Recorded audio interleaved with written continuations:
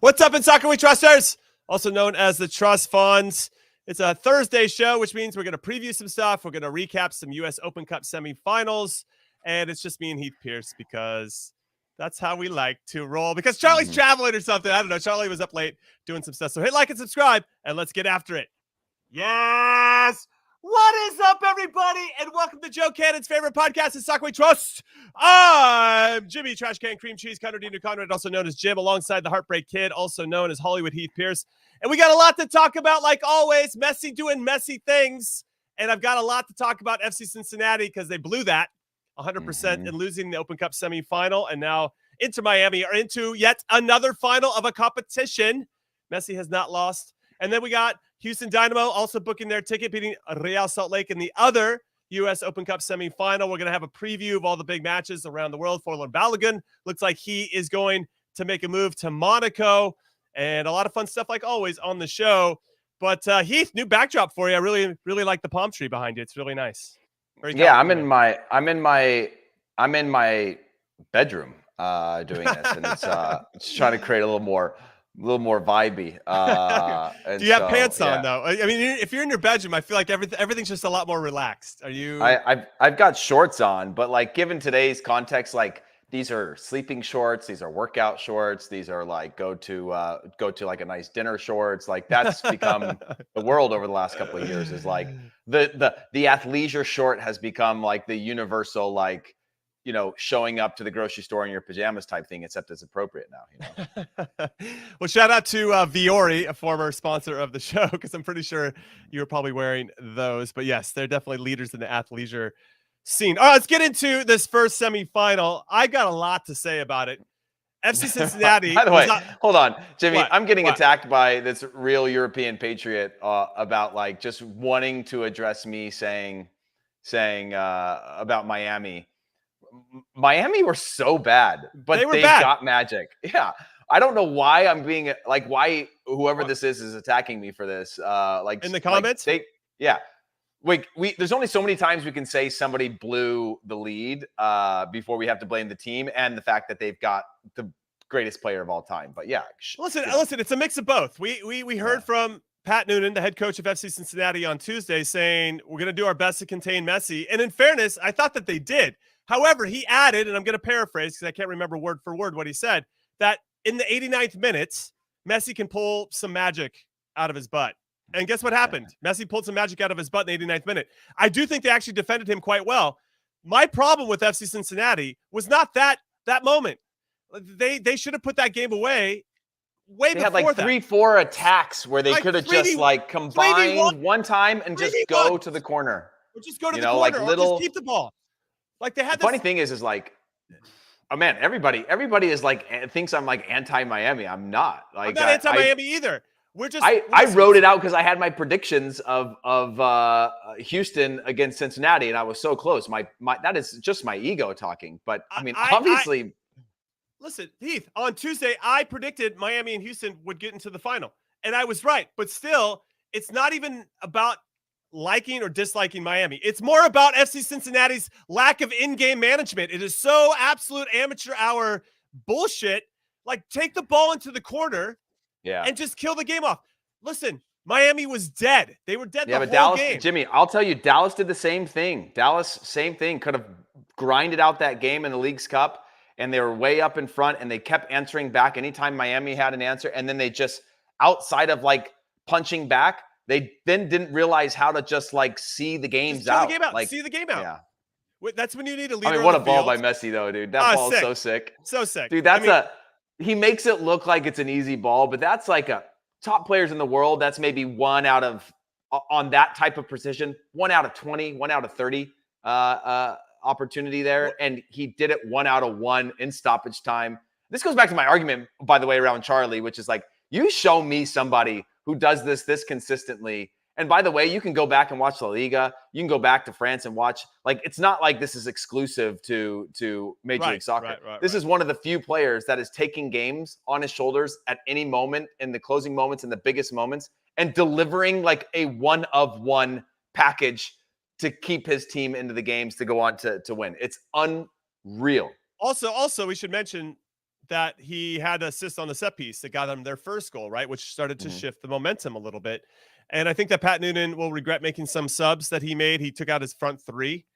And I know that, and I saw his press conference afterwards, he said that some of those were unplanned. Guys just couldn't run anymore at that point, Lucho Acosta included.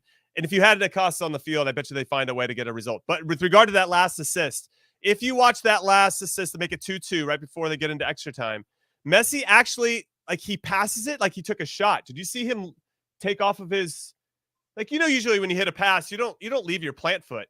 But when you shoot, they tell you technique wise that you should be kind of launching off your plant foot to get more power. And he did that on the pass to the back post to Campa. And I was like, what the hell am I even seeing?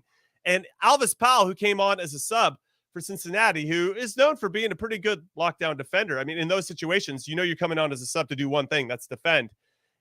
Even his positioning wasn't bad, but yet Messi found a way to have the perfect way. I mean, Campana didn't have to do anything. He was like a backboard of a basketball. All he had to do is not panic.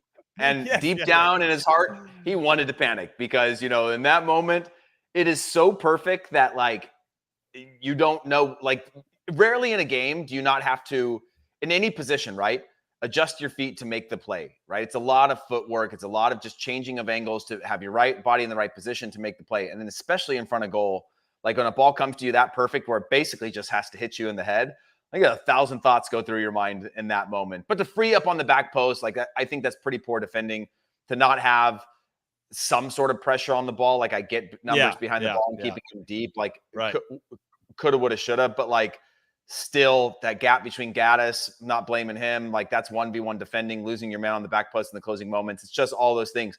But having said that, like, you can point to all the defensive errors, but the reality is Messi is Messi. And it's, like, beyond comprehension of, like, when they try to explain, people try to explain, like, the fourth dimension of the world, whether that's spirituality or, like, faith-based things, and you can't, like, it's the idea you can't comprehend because you think in three-dimensional world. Like, that's explaining Messi. Is like the things that happen, you want to, like, we all want to point to this. We want absolute, right? We want to point to something that goes like, that's why. Bad defending. They should have closed it out. Those things. But he still has the ability, no matter, you could have done that, but there'd still be that small little margin that the greatest player, at least in my opinion, of all time, because I got to witness it, is able to do something like that is insane. It's insane. I don't want to take anything away from Messi, and I'm not anti-Miami. I went on a rant on Twitter, and people were like, well, you do not want Inter Miami to win? I'm thrilled for Inter Miami, and they're going to host the final, and I'm thrilled for Paramount Plus because they get to show the game, the big final, which is actually going to be at DRV Pink Stadium and not Hard Rock. I thought they might move the final to a bigger stadium so you could really maximize it, but they're going to keep it at their normal home stadium, which I actually have a lot of respect for. And so I'm excited for Paramount Plus, and you're going to get a good game against a very good Houston Dynamo team. But God, Messi's he's incredible. And I will say that FC Cincinnati, I thought they defended him really well. He was dropping super deep to go get the ball, to try to have an impact, to have an influence. He was standing right next to Sergio Busquets for when the team was in buildup. And I couldn't believe that he wasn't finding those gaps because Cincinnati were doing a good job on that. And I think Pat Noonan had mentioned that they'd watched the Philadelphia game, that they had watched other games. Oh, excuse me, not the Philadelphia game, the Nashville game in the Leagues Cup final, and thought that Nashville had done really well in making things a little bit more predictable. And despite that, this is what makes it impressive. And to your point here, Heath, is that Messi had a quiet game and he still had 2 assists. like he was relatively quiet, didn't score for the first time. And or maybe did he not score in another game as well? I don't even know, but it always seems like he has a goal in something. And I know he scored a penalty in this one. So for all those people that think that counts, you're wrong. But I don't know, man. It's incredible. So he's had 8 matches so far. That's 684 minutes. He's got 10 goals and 3 assists in that time. It's pretty good. It's pretty good. Dude. What kind of funny though, our crack research team also said that there's been other Ballon d'Or winners to play in the Open Cup. Do you know who those are? I'm trivia time. Anybody hit us up. Who are the three? There's three. I'll give you three. Three Ballon d'Or winners have also played in the U.S. Open Cup, which is pretty awesome. You know what? Don't answer me now. We'll give everybody. I'll say it at the end. But hit us up at ISWT Pod on Twitter. Three other Ballon d'Or winners have played in the Open Cup. Yeah, Kaká's got to be one, right? Kaká's in. That's right. There's two more. One of them has to be historical. We know Ibrahimovic didn't win because he got screwed a bunch of times, or he was just living in the same era as two of the greatest players ever. Anyway, there's got to be. I'll bring it back. We'll bring it back in our final thoughts. But Kaká's one, so you got two more. Everybody. All right, let's just talk a little bit about the Houston game. Houston, according to Ben Olsen, said that was the best they'd played in a long time this season in their 3-1 win over Real Salt Lake. These two teams play against each other this weekend, which should be pretty fun in Salt Lake. But it was 1-1 after 90 minutes. Hector Herrera scored right before halftime, and then they got back into it, Salt Lake. Anderson Julio got the goal in the 64th minute, and it looked like maybe the momentum had shifted, even though this game was in Houston. But Coco Carrasquilla scored a very good goal. I have questions on that defending too from Real Salt Lake. Just lacked a little casual there to let him come in and just hit a good shot. And then there was a red card, a little bit of a fight, a scuffle at the ends. Vera got a red card, and I could see him getting suspended for more time with a pretty violent swing at the end. He had three. He had just, not even that. Then he went, he had like three different red cards. Yeah, then he like went around, went on, like did a chokehold on somebody. He could be out for quite a few games. If you haven't seen it yet, I highly suggest going and look at it to give you some context. And then Luis Caicedo finished it off in the 125th minute to make it 3-1. But I agree. There's something about this Houston team. We've talked about them a little bit, Heath, maybe not giving them their full flowers with regard to this, but I don't think this is going to be an easy opponent for Inter Miami in the final. Now, the final is, I believe, on September 27th, so we got a little bit of time to break that one down. And there's a lot of games between now and then for both of these clubs, and a lot can change in that time. But I've been pretty impressed with Ben Olsen. Remember when he got hired? And listen, we love Ben Olsen, but he got hired there. We're like, I don't know. Yeah. And it's worked out. I mean, he's really, if anything, created an identity that these guys work, and they put it in, and they've really recruited some talented players. And it seems like Bassi in particular, he had 3 assists last night. It's been excellent. And until he got punched in the face. Yeah, that's right. Until things got a little physical. But I'm actually quietly surprised with how well Houston Dynamo has been playing this season. Yeah, it's funny because, again, when I recently talked to Ben Olsen, his main thing was just about, if you remember Ben Olsen's like peak era at DC United, he was doing a good job. And this was an era within Major League Soccer where he was kind of finding the American misfits and putting them into a team, right? Like he was doing a good job of finding undervalued domestic players. I'm not saying just Americans, but domestic players. And he would put them in, and they would build a team around that type of like hard-nosed mentality of sort of being the misfits or the outcasts, so to speak, into a team. This one, again, one of the things he was talking to me about is just like how happy he was to have players that had a bad year last year having a good year this year. That's got to be I'm not a coach yet, but I've got to imagine that's got to be a pretty rewarding feeling, right? Yeah. To feel like you come in and you're like, oh, is this guy good or not? Like, I've watched him last year, he struggled. And then to be able to like squeeze that kind of juice out in a different way is, I think, it's got to be a pretty rewarding, at least like box to check as a coach, when those players are then performing and overperforming in a season like this. They're doing, they're fun to watch, by the way. Like they're pretty entertaining. They can beat you in a few different ways. I just hope that people in Houston turn out more, because they're a team that I think the way that they play, once you see them, if you have a real love for that stadium should be full. Unfortunately, it's not, but like they can only prove it over and over again in their play. Well, I think that the Houston Dynamo fans are rightfully like, what kind of team do we have here, right? I mean, it's got to be more than just 1 year. They haven't made the playoffs since 2017. They won the Open Cup, though, in 2018. So they're aiming to win their second Open Cup title in 6 years. Now, I thought this was funny from Ben Olsen, who's always very candid in his interviews. He said this after the game last night: the Open Cup journey is a circus. He won an Open Cup back in as a player with DC United in 2008 and as a coach in 2013. So he's got some success in this competition. He went on to say, we should have lost in Tampa in their first game. Kansas City got a red card and we skirted by them. Then Minnesota comes in and they got a red card. So the first 2 or 3 games, it's a wild ride. Then you get into the quarters and you tighten it up and you go forward. And obviously tonight we put our best foot forward and got the results, which is awesome. I love that you can kind of see it for what it is and isn't afraid to say, yeah, we maybe should have lost a few games along the way. But it's not weird to have teams, MLS teams in particular, not to take the Open Cup too serious and say like, oh, wow, we're in the quarters. Okay, wow, we got ourselves here. Let's start to play our best players and see if we can make a run at it. And that's what Houston's doing. And they looked good. So it's going to be really interesting to see. So let's do this, everybody. We got a month. I know we'll obviously break this down in a more formal preview as we get closer. But looking at it right now, and I know, again, I'm going to preface it by saying I know there's a lot of games and injuries can happen in between now and then. But who do you like to win this one? And it's going to be hard to go up against Messi, especially at home, knowing that he has a chance to win another trophy. But do you think Houston have a chance? Maybe I should phrase it like that.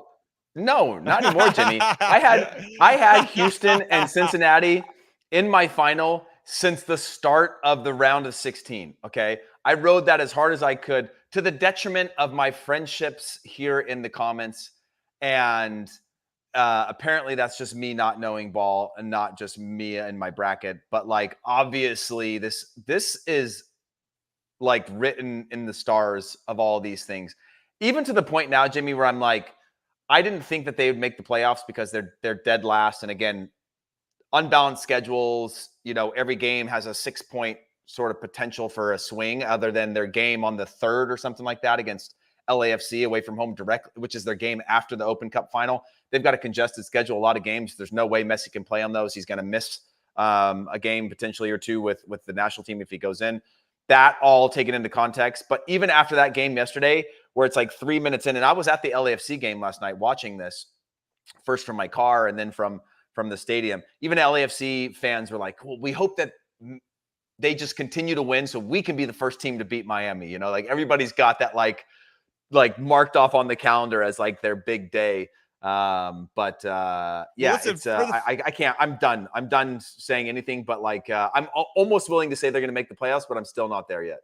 I for the first 70 minutes of the game yesterday, when Cincinnati was comfortably up 2-0, I was actually starting to think through, all right, our narrative for today's show. Okay, well, Messi he's going to lose his first game at some point, and it's not always going to work out for him. And Busquets looked like he was dead tired 5 minutes into that one. And yeah, it was 95 degrees probably when the game kicked off last night. And they played a lot of games and obviously coming an emotional letdown from the Leagues Cup. And yet here we are. Inter Miami found a way to get themselves into the final. And it's very exciting, I think, especially for us here, the CBS Sports family, because again, as a reminder, and I think you just saw the ad if you're watching on the YouTubes, the final will be September 27th, the DRV Pink Stadium.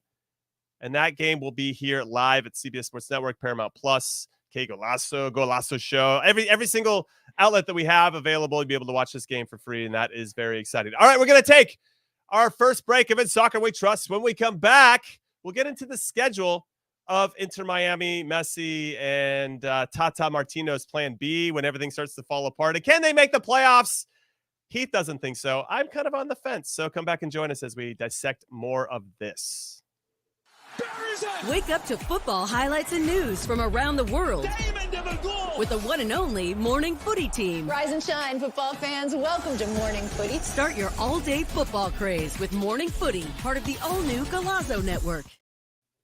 All right, welcome back to In Soccer We Trust. As I mentioned before the break, I'm going to say it afterwards. Wednesday, September 27th, the U.S. Open Cup final will air live, on CBS Sports Network and stream on Paramount Plus for a limited time. Get 50% off an annual Paramount Plus plan. That's $2.50 a month for the Essential plan, or $5 a month for the Paramount Plus with Showtime plan. So for 12 months, which is pretty awesome. Try it for free, though. Here, we have a little QR code at the top right corner if you're watching on the YouTubes. And if you're not, then just go find it on the old internets. I think they can probably figure it out pretty quickly. All right, so now we've talked about Leo Messi in two different competitions.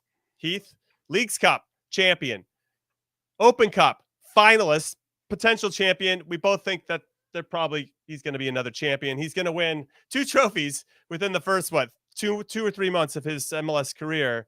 But what about MLS itself? Because they are the worst team, and they were winless in their last 11 matches in league competition, and they have not won an MLS match since May 13th. But things have changed. However, as you mentioned before, they've got 8 games in 32 days. And that's 8 games, 32 days. That's a lot. Now, Tata said before the Open Cup, Tata Martino, head coach of Inter Miami, said as long as Messi doesn't mention anything, he's going to keep playing. That's crazy talk. Lock your door. If you're Tata Martino, just keep your door locked. I didn't hear from him. I didn't. He's going to be fine. My voicemail box is full. If he says he left me a voicemail, he's lying. That was before the Open Cup semifinal. Afterwards, Tata said, from this point forward, we will evaluate how we approach these next 3 games. And the first game of these 3 is the New York Red Bulls in New York. Now, how do you think Red Bull fans will react if he doesn't play? Tickets are starting at $343. I'll tell you, right? The moment he said that, there was just a big gulp from every marketing team in the league, going "Welp, let's just hope that it's not our game." Because when I I said, I was at the LAFC game yesterday when they put an absolute beating on Colorado from start to finish, but 4-0. Right? No, right? LAFC won 4-0. I think I'm right. Is it? Is that what it was? Yeah, don't doubt me. Absolute beating. Yeah.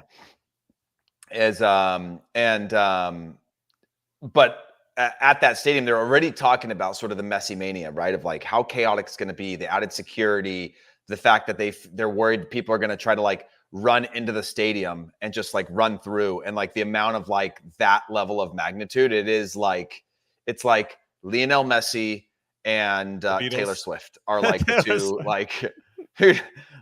the resale, they are driving the GDP of small countries when they come into towns right now, of just people wanting to see them and find a way to be part of it. That you don't want to be the team that ends up being the one where he is. Remember, I go back to that Argentina game in Giant Stadium that in 2008 where he wasn't in the starting lineup. They said that's not in the contract. Then magically after warmups, he was in the starting lineup in the walkout for us. He played 1 half and they took him off. And that to me was enough, because I can say, hey, I played against Messi. But the people in the stadium that maybe, because you use marketing materials or whatever, that could have been a really disappointing day if all you got to see was Mascherano and Kun Aguero and the other superstars of the world. But they're not the greatest, Yeah, I'm curious to see what Tata Martino and Leo Messi ultimately decide to do. They play the Red Bulls this weekend. Then they have they'll be in Miami against Nashville, who they played in the Leagues Cup final. I could see him sitting that one out, to be honest. And then they go to LA and take on LAFC, as you mentioned, before heading back. Then they have a week break before they take on Sporting Kansas City. My Sporting Kansas City back in Miami. I think that I could see him sitting out that Nashville game. The problem is they need all the points that they possibly can get to get in the league, playoffs, that is. And so taking a night off doesn't really help the cause. But because they already got to play against Nashville, I wonder. Yeah. I mean, because in his contract, he says I have to play everybody once, something like that. Yeah, I wonder. And then, I mean, I could see him not starting. Let me say it like this. Maybe even this weekend against New York. So for all the fans that are taking a big gulp, if he doesn't start, I could see him still coming off the bench and playing 30 minutes and probably doing something special in those 30 minutes. You won't get your full money's worth, but you might get some. So can run around the field and kick balls into the stands. Fans, he could do one of those T-shirt machines where he could fire T-shirts into the crowd. That would be amazing. But I wonder how they're going to balance that, because obviously if you want him to stay as sharp as possible, he needs some rest. I know that we think he's a robot in a lot of different ways, but it's going to be interesting. So thinking about Messi, or let's say life without Messi, Miami's just not as good. You got Jordi Alba and you got Busquets, and they're going to help move the game along and help you transition from defense to attack and do it in a smooth way. And I think that Messi has obviously elevated the performances of a lot of others. Robert Taylor in particular stands out. Campana, obviously going to be on the end of some. Cermaschi, another one. Benjamin Cermaschi, who we're going to get into his potential call up to the U.S. men's national team here in a second. But what do you do? And then with Argentina, has got a couple CONMEBOL World Cup qualifiers. They play Ecuador at home and then Bolivia away, which would conflict with Sporting Kansas City and Atlanta games that are coming up in the schedule. I thought he retired from our national team. Is he still gonna go help them qualify, or is he playing the Copa America next summer? He's got to be playing Copa America next summer. Yeah, there's got to be like that reinvigoration. Like what's like he's won it all now, and now the edge is off. I would see him going through 2026. On some role. Be silly not to come here and not be part of all of that. I mean, I know there's more to it than that. Like, what do you give the guy that has everything? Like, wouldn't you want to end your World Cup career like on winning the World Cup? I mean, I don't know. Yeah, but also like now he's in the U.S. 2026. I will say this. Maybe we discussed it before, Heath, but I want to bring it back because I think it's important. When I watch him play now, he looks like he's having a lot of fun. Yeah, and he's got a smile on his face, and I can't tell you how important that is for a player to, especially in this point in his career where he's gone through so much and dealt with so much, especially contrasting what happened in Paris with PSG, where he looked like he was miserable. Yeah, he was playing with Mbappe and Neymar and arguably surrounded by some of the best players in the world, but that doesn't necessarily guarantee happiness, especially if he's going home and his family's miserable and they all just look like they're having the best time. And that's awesome. And I think that's going to really show. And it already has shown on the field, but I just wanted to throw that out there because I think it's a great shout. Just in terms of mental health, right? I mean, I know that we don't really dive into that side of it too much, even though it's a topic that I think is very important. His mental health looks fantastic right now. And listen, they haven't lost yet. So, and he's not, he's getting closer to that really difficult MLS grind. It's coming. Yeah. And I think he can start to feel it a little bit. And so we haven't seen him get frustrated. We haven't seen him throw up his arms every 3 seconds like Thierry Henry there for a while, which I called Thierry Henry out. I called him out on that in an interview on Kick TV a long time ago, and Henry wouldn't answer my question. And he held a grudge against me for like the next year. I absolutely loved it. But you got to love TT. No, I mean, you're totally right. I think and I had tweeted it at some point too, and it wasn't like a tweet for like, vanity metric type tweet. It was the fact that like seeing somebody play at the top of their game, and you actually see this in other sports, but soccer can be so serious at times because it's this fluid type of game of margins, right? Baseball, basketball, game of averages, in terms of seasons, in terms of matches played and all of that. You're just constantly playing games.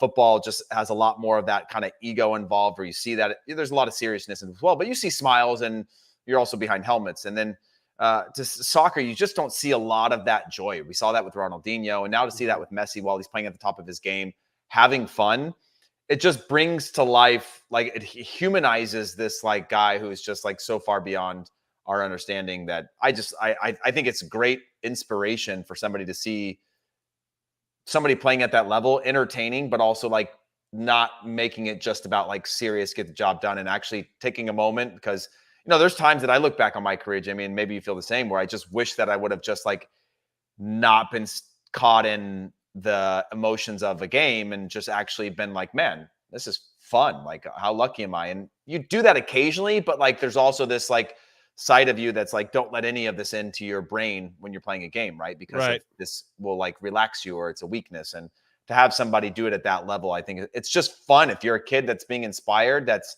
on the edge of like, do I want to play anymore? And you see somebody who's been doing it as long as he had smiling, I don't know. It's got to be motivating on some 100%, 100%. So I guess the big question is this: if Leo Messi rests, what happens? What's the team look like? I actually thought it was pretty telling when Taylor didn't start last night, Cermaschi didn't start last night, and they went with Mota, who I like, number 7 for Inter Miami, but he's coming back from an injury. He hadn't played since April. He's going to probably fill in if Messi has to step out. But I thought the team looked better when Taylor and Cermaschi were both in the 11. And you got Busquets in there. You got Joseph Martinez. He actually didn't start last night either.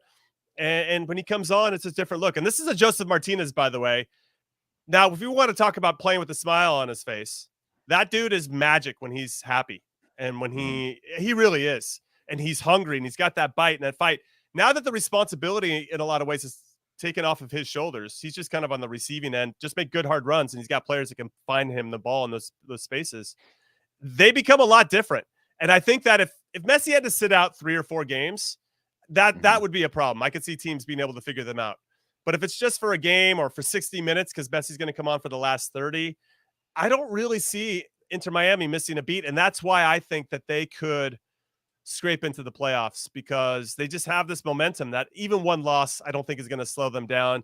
If they had a manager that was Phil Neville-esque and didn't know exactly what he was doing and didn't know how to manage his players in the best way, that's something different. But Tata Martino clearly knows this league inside and out. Obviously had success with Atlanta United. He looks like he's having a great time too. And it helps when you're winning games and you're winning these trophies and you're having success. Everything's easy. But dude, the weird thing is the way that they've gotten results, and granted they have, again, we don't need to mention the names of who they've added to make them a completely different type of team. But I go back to my 2010 season where, we set 3 or 4 records in MLS. We ended up losing an MLS Cup against Colorado Rapids. But dude, how did that happen? Neutral venue. And the fact that, what you're seeing from Gary Smith now with Nashville in terms of just batting down the hatches, like that's what they did on us, except it was like -10 in Toronto. No, I was at the game. It was freezing. But when the point I was trying to get to is we were 10 points after 10 games, right? And we'd come off the season before where I had gotten to the team. We had 5 games left in the season. We had to win all 5 to make the playoffs. We won 4, lost the 5th one. That if we won, we would have gotten into the playoffs. It was a run of 15-point swing basically to get into the playoffs. Right. Lost to Seattle, didn't get in. Next season, 10 points after 10 games, not great, not bad, and we just came together and started to grind these results. We ended up going, I think it was 19 games unbeaten. But what ended up happening is there was this belief where we'd be down 1-0 in the 90th minute, and Breck Shea, Eric Avila, Dax McCarty, Eric Alexander, somebody would come up with a play. Jeff Cunningham, somebody would just come up with a play. And as we did that after 10 games, there's this belief that it's 88th minute. You're not that worried. One, because you have the weapons that can deliver. And obviously Miami has unbelievable weapons. But 2, this belief that you've got the luck on your side. You've got you are playing with the tailwinds. And there's a mentality that you tap into, that psychological side that you think you can beat anybody. Even when you're losing, you're like, oh, we're not losing this game. We're down 1-0 and it's the 80th minute. We've got something in us, and that manifests itself in results. And that creates a really dangerous thing to play against or coach against, because, the San Jose's of the world had it at one point where they with the Bash brothers and whatever, they or the Goonies, sorry, that Never say exactly die. that they could score on you at any given time. That's the kind of thing that you can't coach against it. It's a weird kind of magic, and they've got that right now. And that is a really dangerous thing when you add that to the talent pool that they have. And like you said, they could play in a back 4, they can play in a back 5 right now. They're finding versatility and results in that.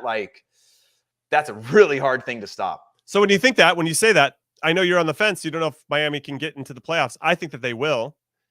Are you going to drink your own Kool-Aid and buy your own argument, and that they're going to have enough to get in? I mean, some things are going to have to go their way.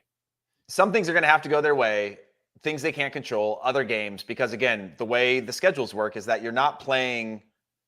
they're only playing one more Western Conference game. That's a toss up for points, right? The rest of it can be monumental swings within the table. Yeah. In theory, right? So one team wins, one less game to play, they go up 3 points, you don't get any points. It's constant within the conference.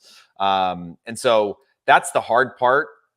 The other thing is that some teams just want a point, and that hasn't existed in his time. You have to have a winner within the tournaments, right? Yeah. You have to have a winner. And a team needing a point and being able to see that out and do other things is very different than the last gasp goal that maybe draws you level, that gets you into the next thing, the next thing. Right. It's a lot more about season management and whatnot. And then you add that to, again, his load management, the team's load management, and the international break and all that stuff. I'm on the fence on that. I'm not saying yes yet. Maybe when it's the last day of the season, I'll shift, Jimmy. But I still think that's the difference between that and these other competitions, which they've clearly mastered and are playing unbelievably at. Well, due to the success of Inter Miami in these multiple competitions, not the league, we'll see if that turns around. Some of their players are getting noticed by the U.S. men's national team and their head coach, Greg Berhalter. There's been a 50-man provisional roster that has been thrown out there. We don't have all of the names, but we do know some of them, including DeAndre Yedlin is in that 50-man provisional. We have Drake Callender, who I think has been excellent, obviously in penalties as well, having a lot of confidence back there and excited to see how he continues to progress. And then Benjamin Cermaschi, the 18-year-old for Inter Miami, who has played a little bit with our U20s, has played a little bit with Argentina's U20s. Both of his parents were born in Argentina. Lionel Messi is now trying to recruit him for Argentina. I don't think we're going to win that battle, to be honest with you, Heath. I think that Cermaschi could be like, Messi says I should play for Argentina. I'm going to play for Argentina. However, I do think it's a smart move by the U.S. to just bring him into the fold. I hope that he actually makes the 25-man roster. Let's just say it goes to half of 50 to 25. Just bring him in. Give him a little taste. Now, we're also hearing with regard to this provisional roster that some players that are trying to integrate into their new clubs or new situations will not be called in for these two games or might have injuries. So this is Oman and Uzbekistan, these two games that are coming up. And I think that's going to delay, based on Gio Reyna being hurt, the reunion of Greg Berhalter and Gio Reyna at a camp for the U.S. men's national team. Now, Edin Terzic, the manager of Borussia Dortmund, has said that things are looking positive for Gio Reyna. He's back in training in some limited capacity. He probably won't play against Bochum this weekend, and he probably will sit out the international break. That way he can get back to full health and be available afterwards. I'm paraphrasing, but that's what I'm picking up from their statement. And yeah, so I'm interested. Apparently this roster will be dropped on August 30th. We'll see if that happens or not. And of course, we'll have a podcast ready to go to break it all down for everybody. But Heath, what are you saying about, let's just talk about Cermaschi. I think Callender will get the call in. Yedlin, who knows? He's been around. I don't know if I need to see any more of DeAndre Yedlin. I appreciate his service to the team. But let's talk Cermaschi. Do you think he's good enough to be called in? And then subsequently, do you think we should try to cap him as soon as possible so we don't lose him to Argentina? I mean, he's 18. I think he's still eligible as he's an 05 for the next U20 World Cup. So like he's a guy that has a ton. I can't believe he's an 05, by the way. Yeah. He's got a ton of upside, and we're just seeing that. We didn't see much of that yet, and now it's all coming to life, right? But that's what the potential of him was. He had been touted for a long time, which is why he was signed at such a young age. And knowing that he had dual citizenship, that's a personal choice. He's not good enough to play for Argentina now, but we're seeing things about his game. Like he's a guy that we're seeing take not massive strides that we didn't predict or see, but massive strides in real time between a young kid with potential and like he's going to need some years to being like, oh yeah, he's taking steps up in his game in terms of consistency, decision making, quality on the ball, quality off the ball, like that type of thing. You're seeing those strides happen that you can go, oh, okay, this guy's riding a wave of fulfilling potential that he could get to that point, as a young 18-year-old. I think the U.S. should try to get him in. He's not quite there yet, and you don't have to rush it, but I certainly wouldn't do it for the sake of getting him, like keeping him. And I don't think Argentina is going to do it for the sake of keeping him. They're going to bring him in because he's still got a ways to go. And he could be good enough to play for Argentina. Let's not forget, like Argentina doesn't have, after this World Cup, they're all at huge clubs, but it wasn't like Argentina, Uruguay. They're not usually full of players that top to bottom and 26 players are all playing at like the biggest clubs in the world. They do have some tiered players that aren't just like the best 23 at the best 5 clubs in the world. So I don't want people to like mistake that. It's like Argentina world champions. Every one of those guys is, a top 3 club in every league. That wasn't the case pre-World Cup. Yeah, I'm very curious to see just his trajectory. Let's just leave the national team and who he's going to play for out of it. Just Cermaschi's development and evolution in particular. Obviously, it's going to get accelerated, in my humble opinion, being around the Busquets and Jordi Albas and Messi's of the world and playing with confidence and winning games and obviously scoring big penalties to get his teams into the next round and to win competitions is only going to build on to confidence is a hell of a drug. Anyway, we're going to take our second and last break of In Soccer We Trust. We're going to talk a little Fuller and Balogun. We're going to talk Serginho Dest. And apparently Charlie Davies is here to talk with us. So do not go anywhere.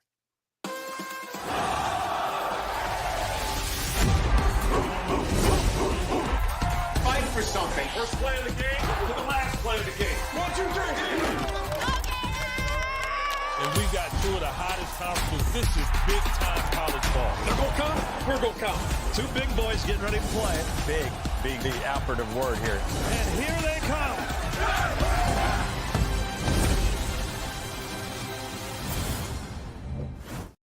Welcome back to In Soccer We Trust, and look who has decided to grace us with his presence. It's Charlie Chuckwagon Davies. What's up, Chuck? You know what's hilarious to me? What's up? Is that yesterday I made the producer Dest, aware that I would be at the Cape, that I'm coming back from Stanford on 2 hours of sleep, that I was willing to get on the show and be committed. And you know what he said? Oh, you're not going to be in your home studio with a mic. The sound quality's not great. And here I am looking at Heath with his AirPods on. So, no, you see this? You see this? That's a real mic, buddy. That's a real mic. That's a real mic. You're using it's called a lav mic, my Pro. friend. You're cracking when you talk right now. I hear you cracking out the building like you're eating Rice Krispies while you talk right now with those headphones, dude. I was fired up. Absolutely fired up. Fired up so much that you're cracking through those AirPods because I got an actual mic on right now because professionalism is not a location. It's a mentality. It's a mentality, Chuck. It's a mentality. I didn't know because I only had 2 hours of sleep. So here we go. Yeah, my bad. I went from 1 o'clock ending of a show to starting at 5 a.m. Just because the guys at the airport take a couple hours off so you can't fly out of the private jet at 4 o'clock in the morning directly home because the airport's closed is not my fault. You're not telling me you have a car or a driver that you can sleep in the back while that's happening? I find that very far-fetched and hard to believe. He's got a Sprinter van with a driver. Exactly, you know what I mean? right. Yeah. Just because he liked the movie he was watching and didn't sleep until he was halfway home. My goodness, it's tough to sleep when somebody's massaging your feet. You know what I mean, Chuck? We understand how it goes. That's true. All right, let's talk a little Fuller and Balogun, and Chuck will come to you as our resident number 9. Do you like this move? Matt said Chuck pays people to sleep for him. That's so funny. I love that. But as our resident number 9, Chuck Wagon, what are you saying? Do you like this move for Flo to Monaco? I like any move for Phil at this point because he's obviously not going to play. He's not in the plans at Arsenal. So given that Gabby Jesus was injured, this could be a good opportunity to see what he can do in the English Premier League. Arteta still refused to give him his chance. So at this point, you're just saying, let me leave. Let me go. Don't price me out of a move that makes sense. And if he were to go to Chelsea perhaps or Tottenham, London rivals, they're going to raise the price. So you basically cancel him out of a move in the English Premier League. And then Inter Milan was interested. They basically priced him out of that. So now Monaco's coming back in for him, and he's already had success in Liga. Let him go. Just let the man go. Let him play. So Monaco would still be a great move for him. Yeah, I mean, Monaco's obviously got a long history of developing players and then moving them on to big clubs. Fabinho, I don't know why Fabinho jumps to mind. You have Kylian Mbappe, of course, is probably the biggest name. But yeah, I think that would be a good one. And he's comfortable in the league. And I think if he scores a bunch of goals, I think it's a good move as well. Heath, not necessarily as a resident number 9, but as a resident Arsenal fan, how are you feeling about this move? I just can't stop. It's like Chuck's got one of those old Jackass camcorders that he's holding right now, where his arm's missing. He's doing a home video. Everybody, this is Charlie Davies, and you're watching Jackass. Hey, yeah. Wait for this cool set I got. I'm about to. And this is a double back. This is a double backflip off the roof. No, I wonder what Chuck's thoughts are, just in terms of when he went from the streak that Chuck was on, Hammarby, to the national team to show. Like, do you think there's a little bit of disappointment for Flo in terms of it's a big club, it's a good club, but it's also an unpredictable one in terms of price tag. It's one of the, obviously you're ruled out by a lot of clubs and what their needs are for his age and what he's proven, that it's hard to get a move at that price. But do you think there's a little bit of disappointment in terms of where he wanted to go versus what's available? Yeah, I think the little bit of disappointment is doing so well in Liga and having showed that you can have success at a top professional club and then not getting the opportunity when you come back to your parent club. And I think in his mind, he was at least going to get a chance to show what he's capable of in the English Premier League, especially with Gabby Jesus injured. So that's the disappointment, I think, from the onset. Then you're saying, okay, if you're not going to play me, let me at least go to a top club. I feel like I've deserved that. And then getting priced out of that move, you now at this point, you're just desperate to leave. And we saw with Tyler Adams, the desperation was going to lead him initially to Chelsea. He wasn't going to be anywhere near first choice, but he was willing to sacrifice leaving the championship to go to a top club like Chelsea and work his way into the first team. And I think Balogun's in a position where, hey, this bad and they're going to pay a hefty price. I'm going to play. I'm in Liga, a league I'm very familiar with, and it's a top club. There, I'll make the big jump to another massive club if I do well, which he's expecting to do well. All right, let's now then pivot over to another striker in our player pool, Ricardo Pepi. I have free Pepi behind me because the guy scored a hat trick against Monaco, the team we're talking about, in a behind closed door friendly. And I don't know what else he can do. I mean, that's awesome. So I'm excited for him. He was an unused substitute in their 2-2 draw against Rangers in a Champions League qualifier at Ibrox in Glasgow. Now, he's got Luke de Jong. I watched that game. Luke de Jong's in front of him. Luke de Jong, captain, long history of scoring big goals in multiple competitions in different leagues around the world. So I could see why it might be a little bit hard to break into the team. That said, I'm glad that he's showing his stuff when he has the opportunity, even if it's in a behind closed door friendly. Now, I want you guys to both jump in on this. And Heath, I'm going to come to you first as our resident left back because Serginho Dest, who just made a loan move from Barcelona to PSV, started at left back against Rangers in the 2-2 draw. And he seemed to be okay. They were talking about Peter Bosz, the manager of PSV, said he asked him at halftime if he could go anymore. And he's like, yeah, I feel fine. So they left him in for a little bit. I thought he looked pretty solid, all things considered. I actually thought he was going to be not as sharp as he was. So I'm excited that not only was he ready to go, but that they actually started him and played him and trusted him in such a big game. And now I'm curious to see how it looks in leg 2 because it's always difficult to go to Glasgow. But thoughts on Serginho Dest, and if you want to chime in on Pepi, do that too. No, I think it's again, we've been kind of clamoring for this type of move for Serginho Dest because he had such a short run at Ajax before he started his sort of quick ascension. That was obviously too big of a leap for him as a player developmentally in terms of the pressures and the consistency you have to have as a young player. To go back into a league that prefers, like my dream as a young left back was to always get to the Dutch league and one of those clubs because you play in an attacking system that plays into his style of play in a 4-3-3 where you're high and wide, good starting positions. It's more of a transitional game defensively instead of having to sit back. I think it's great for them. Clearly they have a need for him, so they get him in right away. And he came from the Dutch system. There's a comfort there, right, that I think that you can give him the benefit of the doubt over maybe other guys that have to come in and sort of learn more of that system. So I think it's a great move. Hopefully it leads to a permanent one where we can just see Serginho Dest for 2 seasons, inch closer to the player that we know he could be than the player that we just see constant flashes of. And that's just consistent games, which he hasn't had a run at. So I'm super happy about that. Pepi is a hard one just because, again, the Luke de Jong thing is hard. I mean, Luke de Jong's still a goal scorer, and this is a guy that won the Europa League. He, spent time at Barcelona. It's not like just a random guy who's in his 30s, not too old, not too young. So hopefully there's room there to get Pepi some run of games. But that's the hardest part with a lot of those teams playing with a single striker. He's going to have to find a way. I mean, we saw him get some of that sort of, withdrawn winger stuff when he was at Augsburg, but it's going to be a tough go for him. But as long as he keeps scoring, he's going to get his games. Yeah. Let's get to your thoughts on Pepi, Charlie Davies. It's a great move for him because, yeah, he has to work his way into the squad, but I think it takes the pressure away from playing at a club like PSV because Luke de Jong's there. He's a good understudy for Luke de Jong, and eventually you're going to get the opportunity to play over Luke de Jong. So I like the competition aspect of it. I like the learning aspect from watching a veteran striker like Luke de Jong, who's played and had success internationally and at the club level across Europe. So it's a good spot for him to develop and then eventually take the reins from Luke de Jong. All right. I'm curious to see how that goes. I hope that there's room for him. Hopefully him and Luke de Jong playing at the same time. We can bring the two strikers back. I don't think that's a bad thing at some point. Looking at you, Peter Bosch, the manager of PSV. Now, I promised some previews. Looking forward to this weekend's actions. Now there's some big news from USL. The San Diego Loyal are going to cease operations. We're going to get into that in a second.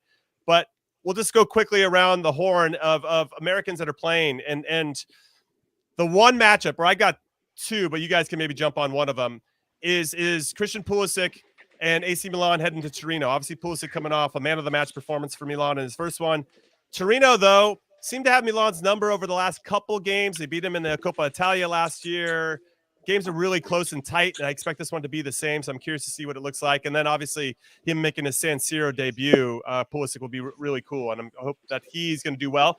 The other one, though, which I probably you guys should be paying attention to, with Tim Ream out for Fulham. Fulham and Arsenal go after each other. I was at this fixture last year, and Arsenal came back to win 2-1. But Anthony Robinson versus Bukayo Saka, I think, is going to be a hell of a matchup for him in particular. So those are the two matchups that I'm kind of looking at from an American perspective. Heath, anything that jumps out at you?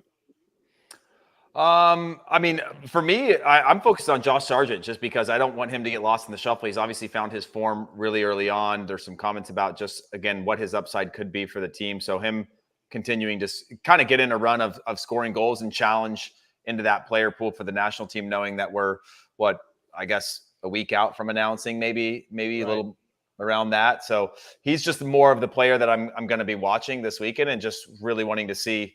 Hopefully by this weekend too, we get some sort of information on Florian Balogun. But for me, it's just about, I'm looking through the lens of the national team and sort of what we need and trying to get that group settled, and Gio Reyna back in training as well. So that's one that I don't know if he's really ready for time this weekend, but to have him back in training, hopefully that leads to him going into the national team, or we see a little bit of something. Always worried about injuries with him. Yeah, looking forward to Josh Sargent continuing to bang in the goals to make it even more difficult to pick who should be our starting number 9, even though Balogun, I think, has the lead, even though he hasn't played recently. How about you, Chuck? Any big games for you this weekend you're looking at?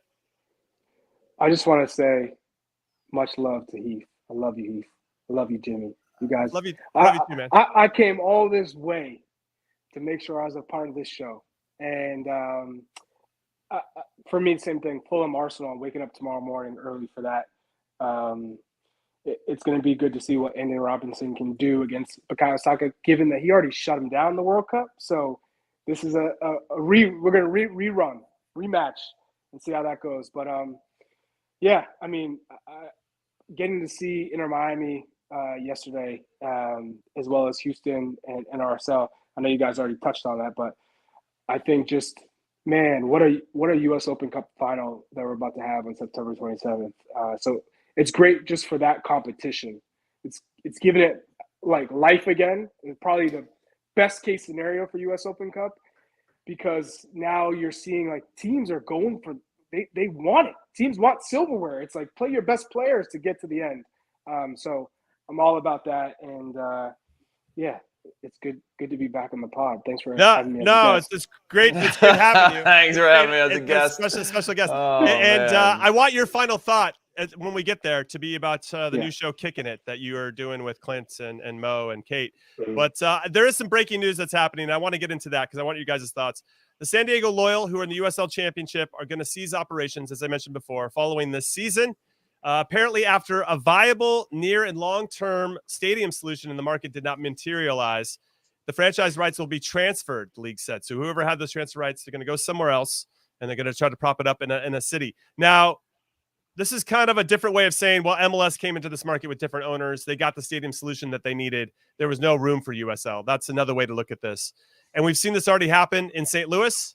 And we saw it happen in Cincinnati, I think, as well, that when an MLS franchise got named, the USL team ceased to exist. And in St. Louis in particular, there's a 2-year gap between when the USL team ended, when MLS started.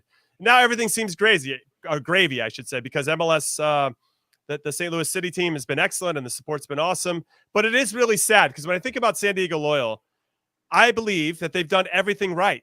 They've built an incredibly loyal fan base, pardon the pun there.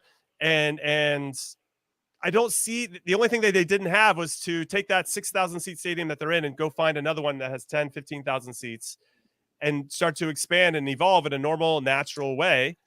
and they proved themselves in the market, and now they're out. They're getting squeezed. Heath doesn't feel that way. All right, Heath, get into it then. What are you saying? I just think it's a lot more complicated than that in terms of Landon Donovan and a group put together an MLS bid that was contingent on that soccer city in San Diego or whatever it was called. So I think the viability becomes, I don't think the Loyal were sustainable as a USL team without having, the viable economics behind that, because you're not part of, you're a team. You're not a franchise model in the same way that MLS is connected to the league itself. And so I do think that's a byproduct of that, but it is also a result of not having a long-term solution for your own fan base that it starts to cannibalize and those types of things. I think those two things are inseparable, but take MLS out of that, it was still going to be on San Diego Loyal to find some of these strategic pillars that would give them a foundation for long-term success in the US's, second division. How come they didn't find it before? Was it just being comfortable? And then, because it seems like they've been, what you hear now, and obviously this is in hindsight, that they've been working hard to try to find something. But at that point, feels like they've already gotten in with different owners that had already similarly, this was captured Snapdragon Stadium where San Diego State plays and so on. I mean, New York Cosmos were trying to do the same thing for a long time in New York, right? Before the NYCFC came in with a bid. And obviously for cities, there's a lot of lobbying and politics that go into making a stadium deal happen or making a deal happen that brings some sort of benefit to the city. And when you think about San Diego and all of its suburbs and trying to solve all of that, I think it's a huge challenge that people just think it's like a matter of coming into a city being like, I'm going to give you a couple $100 million and I'm going to build a stadium there. And I'm going to buy that land. There's so much more that goes into it. Of course. It's a huge challenge. And I don't think it's for a lack of effort for San Diego, but the timing of it and probably the inability to execute within that timing and somebody else coming in over the top and establishing their brand and their name with those solutions is probably, if you're the financier or whoever's backing that, makes it a really difficult project to see, the light at the end of the tunnle. So again, I don't know enough about it, but you're looking at this very unemotionally, and I respect that. No, I think it's horrible. You feel bad for San Diego? Okay, I just want to make sure. I mean, yeah, I feel really bad for that fan base. They've worked really hard. I know a lot of people that work there and are part of that and loved being part of building it. That's a community-based team that's done a lot of work within the community and a lot of good in the community, creating more opportunities. It's not just about the product on the field; it's the product off the field, right? And building relationships and building a destination for fans and again, building a love for the sport within these communities. It goes so far beyond just putting your 11 on the field and putting an entertaining product out. So it does suck and for those fans, and it's really unfortunate. I mean, I'm looking forward to reading more. It didn't seem like I couldn't find a lot of information about it right now of what it all means, but clearly that's a lot of squeeze coming from a new team in the market for sure. Yeah, we'll get into it as more information gets out there, more details emerge. But sad news because there's so many people in these different markets that are outside of MLS that are working so hard to grow the game in their respective communities. And now that MLS is coming there, you'd like to think that everybody's going to work together and it's going to be harmonious, but it doesn't always work out that way. Business is business at the end of the day. But again, we'll get into it more. Maybe we'll get somebody from the San Diego Loyal, maybe even Landon Donovan to come on and talk to us, give us some more insights about what it means from their perspective as they live it on the ground. All right, that is it. That is the end of the show, but we're going to do final thoughts. And Heath, I'll just take this one because Chuck isn't here, but there's a new show that's dropping on CBS Sports. It's called Kicking It. It's a weekly soccer show featuring Kate, Abdu, Clint Dempsey, Charlie Davies, and Mo Adu. And their first guest, it's happening on September 20th, is Thierry Henry. No one other than Thierry Henry. And they're just going to be kicking it. They're having great interviews and telling some stories, and it looks awesome. If you haven't seen the trailer for it, it is going to be a really special show, and we're really excited about it and happy for Chuck to be involved. But he's not even here to give him his own self-promotion. So that's my final thought. Any for you, Heath? Final thoughts for me. Hopefully Yunus Musa plays this weekend. Yeah, that'd be cool. Even off the bench would be fine. I'd take it. And also appreciate everybody in the comments coming after us as if we're like anti-Messi or anti-Miami. We'd love to see them succeed, ride Yes, that way. we're going to ride it. We're going to ride that Messi wave for as long as we possibly can. All right, that's it. So on behalf of producer Dest, producer Alex, and Charlie, who lost his connection in his luxurious Cape Cod house. I don't know how that's possible when you should have the best Wi-Fi. It's probably ever. the underground basketball court. It's like, subterranean basketball court. The right next to his bowling alley, right? yeah. It's hard, a little hard sometimes. It's hard. We got to give him the benefit of the doubt, everybody. And of course, Heath and myself, thank you for all your support for In Soccer We Trust. And we will see you next week. Have a great weekend. Later.